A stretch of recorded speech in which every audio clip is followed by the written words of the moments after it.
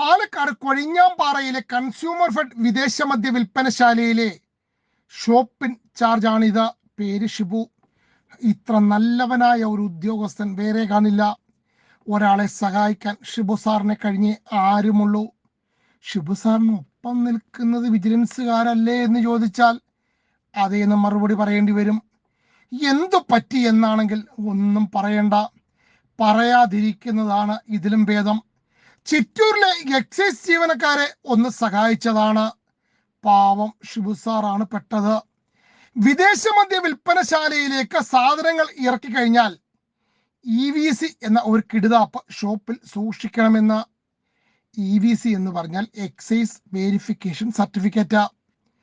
ഔട്ട്ലെറ്റിൽ എത്തിക്കുന്ന മദ്യങ്ങൾ മുഴുവനും എക്സൈസുകാർ കണ്ട് ബോധ്യപ്പെട്ടെന്ന് ചുരുക്കം.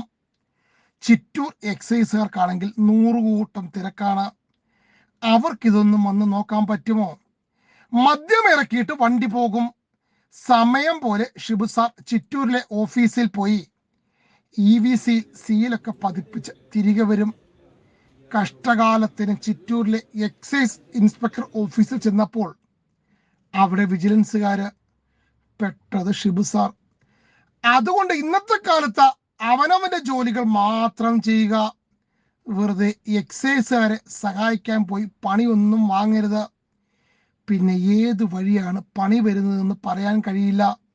ഷിബു സാറിന് പണി വന്നത് വിജിലൻസിന്റെ രൂപത്തിലായിരുന്നു എന്ന് മാത്രം.